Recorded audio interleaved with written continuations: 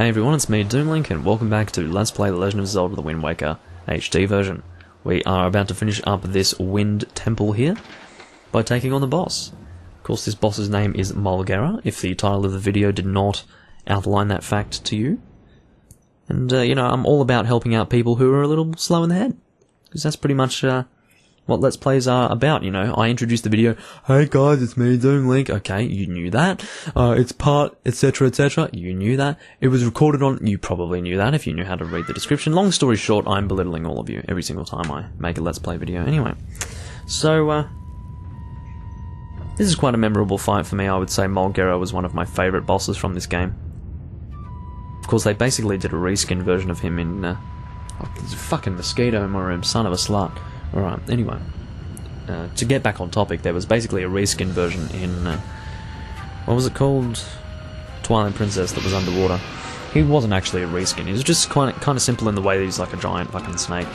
Except you fought him underwater. Imagine this room, but an underwater zone. That was pretty much the boss of the third dungeon in Wind Waker, Christ! Twilight Princess. He just had this very epic look to him, this boss. If I could remember how to fight him, it has been a long time since I've done this. Ooh, we've got a boss health bar. That's... what? Is this normal? Guys, is this normal? No, it's not, is it? Is it because... oh, it must be because of my, my mask. That's insane! That's insane! I had no idea it did that. That's crazy, guys. I'm losing my mind over this. Was this in the original game? Did you get a health bar for bosses using this thing? I don't know. I'm gonna kill you, because you're annoying me. Killing these guys helps. Long story short, we're gonna bring you to it. Okay, you can see why it helps. Yeah, you do that. I don't mind. So pretty much, the whole idea of this fight is that you have these stupid minion enemies that are going around, and they grab your, okay. You can see that I'm trying to target here. Here we go, this is what I want. Yep, come over here. No, shit!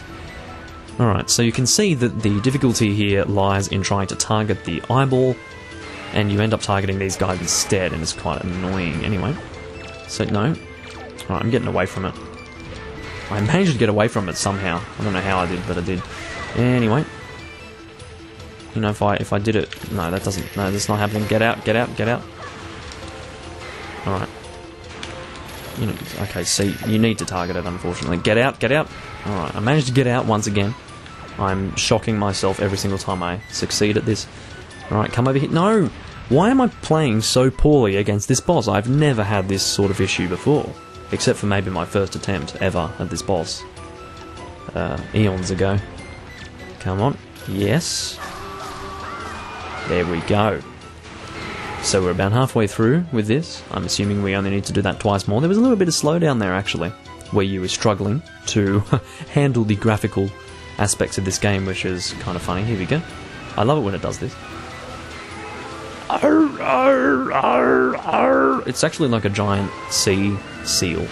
No, sand seal. That's what I was going to say. Sea seal. Yeah, that's exactly what I wanted to say. Not. Anyway, come over here.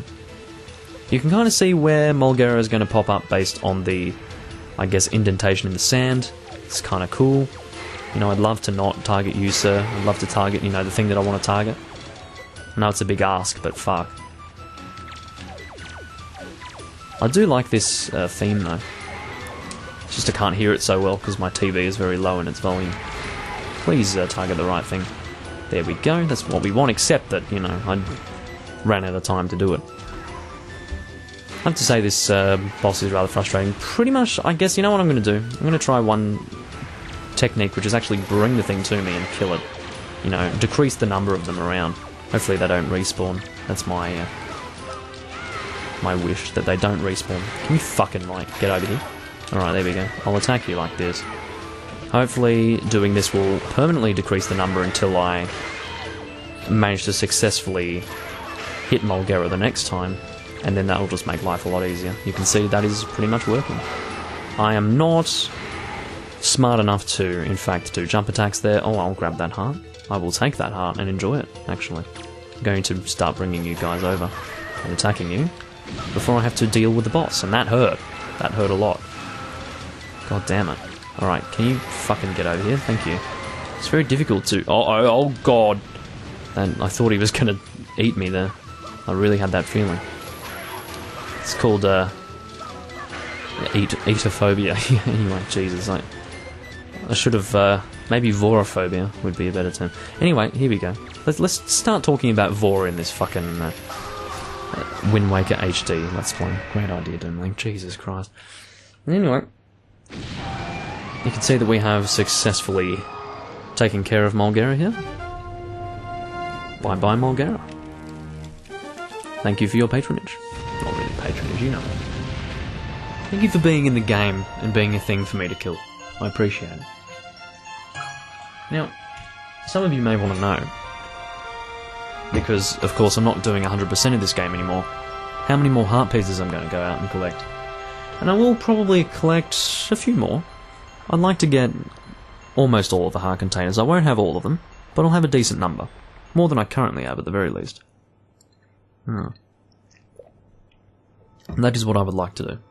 You can see that I do still have quite a number that I need to collect, but anyway, it's nice to get full health there. It is cutscene time, or cutscene time. You know, if I could speak, that would be fucking astounding. Be more than I could ask, actually. Yeah, you keep jumping around. And now we communicate through the power of music and song to make the Master Sword more powerful. Would have been a lot more convenient if we could have done this in some other location. You know, maybe at a live performance. Maybe we could, like, have an open air festival and just, like, you know, stick a sword in the ground and do this weird ass ritual and, you know, entertain a bunch of people. Maybe make a lot of money while we're at it, you know. Maybe we could retire. Could be the next Woodstock, you know. Anyway. I have to say, like, in regards to Woodstock, you know, I always had it in my mind that it was back in the 50s when they did Woodstock, but it was like late 60s. I'm like, really? Fucking hell, how boring. I thought it was like at least the 50s. Anyway. I guess I had over-the-top expectations of Woodstock, but anyway. In other news, in fact, in more, you know, topical news, yes, we have now, I guess, brought the Master Sword back from the dead, somewhat. It has returned, apparently. Christ is arisen.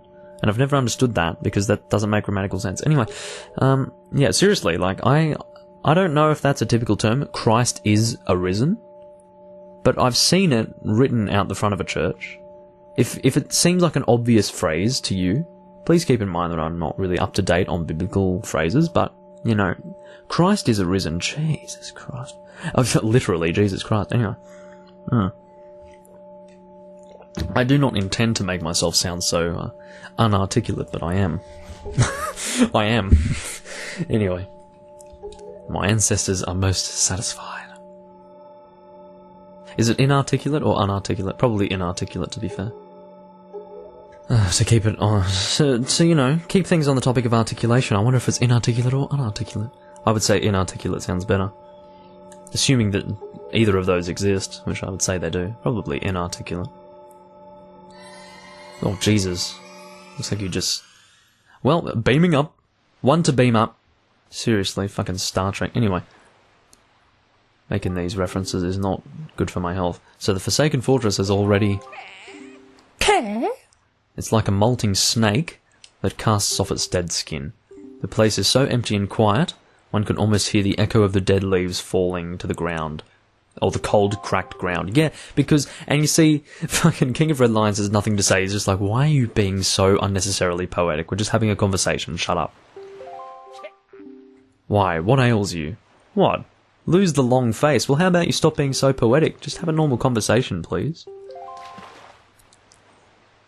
Yeah, I'd be happier if you shut up. Anyway. Link, I have troubling news. Is that right? Okay. So basically, we need to start gathering the Triforce Charts. Charts? No. Well, it's kind of correct. We need charts and shards, so it's either Sharts, which is a rather unfortunate term, or charts. No, Chards. Chards or Sharts? You have one of two options. Oh, God. I'm losing it, everyone. Alrighty, so we are now collecting Triforce Charts and Shards. So, shards. We're going to say shards, because it rolls off the tongue just a little bit nicer. Alright? So pretty much, what I'm going to show you right now is the fact that we do have one shard already, and I believe we need like 8, something like that. Maybe not even. How many do we need? Well, realistically, it looks like 3 fit along the bottom there. Maybe 2 more. Maybe 6. I'm thinking 3 on the bottom, 2 above that, and then 1 in the corner. At the highest tip of the triangle might just be 1. So of course, that will be 6 in total. So, yeah, I had 8 in my mind. I don't know if that's correct, but anyway. You can see the Master Sword is now the actual Master Sword. It is the legendary Blade of Evil's Bane, kind of strangely positioned within that square. Looks a little bit bizarre, actually. You can see that these are more sensibly positioned, but this just looks wrong. It looks like it's too low. It should be more centered. Anyway, sorry, I'm very, very... what's the word? Anal? Yeah. And that doesn't mean I'm gay, of course. That's not what I'm trying to say. Anyway, gay and say rhyme. That's the thing that I should mention. Now, what do we want to do right now? Should I just end the video at this stage? Should I just make this a short video? How long have we been going for? I haven't even been paying attention. I don't think... It's been like 10 minutes, so I guess I should try to drag this on in some way. Let's go ahead and interpret our first chart, shall we? Or chart. No, this is not a chart. This is actually just a chart that we are translating here. So pretty much, each and every one of these charts as we translate it will give us a new location of a chest that can be salvaged, and it will produce a... What's it called? A frickin' shard, yeah. I wanted to say shart again, because I have shit in my mind right now, so, you know, sharting. If you've ever sharted before, and I have, and I don't tell you this to, you know, gross you out, but I have, but it was when I was like 6. Because, you know, I thought I was farting, turns out I was shitting. And it wasn't nice, okay? It wasn't nice at all. It was something that you would refer to as an accident, but fortunately it did happen at home, and it was not a public event. It was not a public event. I was expecting this box to be wiggling, because apparently Beetle was supposed to send me the... Oh, it is wiggling! It had to make up its mind first. Fucking box. Anyway, here we go. Can you... Alright. Good evening. We have one letter. It's from Beetle. Cash on delivery. How did I fucking guess? I'll give you 10 rupees for that. I don't care. Alright. A notice to silver membership holders. Thank you for your frequent patronage of Beetle Shop Ships. Since you have earned 30 points, you have been granted silver membership. All silver membership holders receive a special gift of 1 complimentary ID. Complimentary my ass. I just paid 10 frickin' rupees for it, sir. Why are you so full of shit? It is valid at all Beetle Shop Ships. Does that include the masked salesman, or is he... Or the masked... anyway, complimentary ID. You can see it has a brilliantly disgusting image of Beetle on the front there. I mean, seriously, that's gross. I'm sorry. I will keep it in my delivery bag for now. I believe it gives me some sort of discount at Beetle's joint. I don't know. Don't know how it works, really. Where does it go? My delivery bag, I suppose. So you can see I have the cabana deed right there, which is something that I suppose I will be using that around like at this time. Like, this is the time where you actually need the cabana deed. It is for this quest that we're currently on to collect the Triforce Shards. The Triforce Shards. Shart. Anyway, yeah, so take it to, yeah, use it there. I don't know. Does that mean that we just get a discount on everything? Or I don't know how that works. Anyway, so what we're going to do is we're going to climb the giant totem pole that has like a moblin in the middle. Kind of creepy. And we're going to speak to Tingle here, because we do have a chart that needs to be translated, and we're going to find out how much this actually costs. I think it's around 1,000 rupees. Something stupid like that. Maybe even 1,500. That fragrant, musty scent. Yeah, this guy is about as creepy as you were expecting, but anyway. And then he does that. He pretty much wiggles his front bum in front of us, possibly in an attempt to arouse us. I don't know, but he has a giant clock on his... Oh, really? Guys, it's not even 500 rupees. Why did I think it was like 1,000? Jesus. And I thought it was going to be so much more. I was talking it up like this whole Let's Play. I was like, yeah, there's like 1,000 rupees. It's just so much money for one. Just, you know, but it's like $3.98. Become readable. Thank you. That's astounding.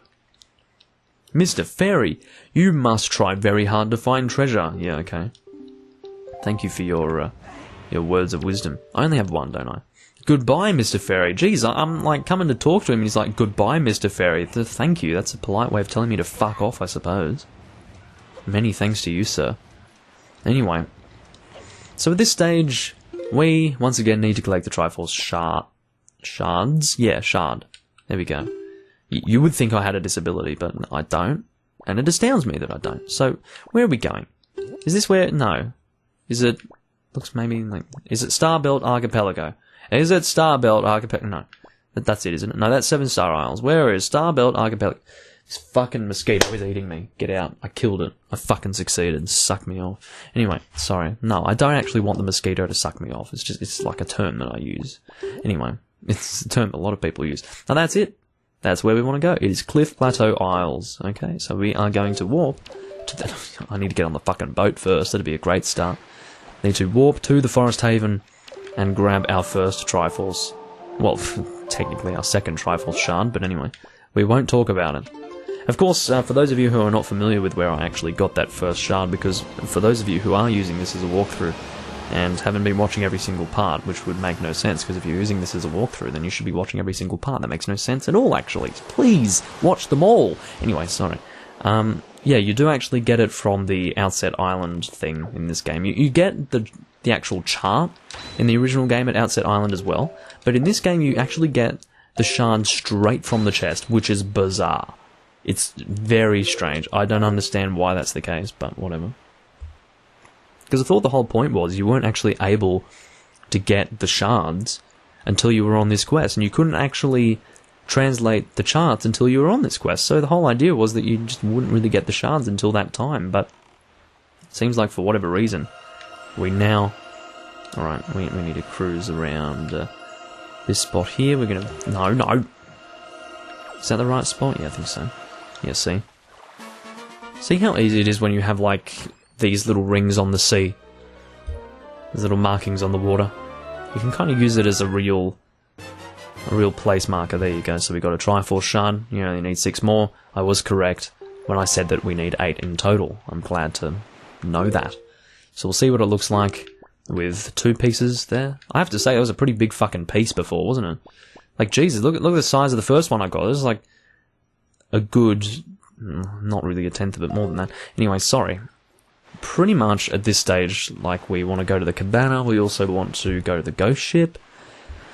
Don't know where the ghost ship appears. It has to do with the phases of the moon, pretty much. I can remember the other locations of the charts. Was I correct in assuming that one of them came from, like, a golden ship? I think one of them came from a golden ship. Like, was it... I think it was in Stonewatch Island. No, it was... Where is it? Where is it? Great if I could find it. Wherever it is. Maybe it is Stonewatch Island. No, it's not that one. It's fucking... It's not Shark Island either. Jesus! It's the one where Beetle Shopship hangs around. Wherever that is. Why can't I find it?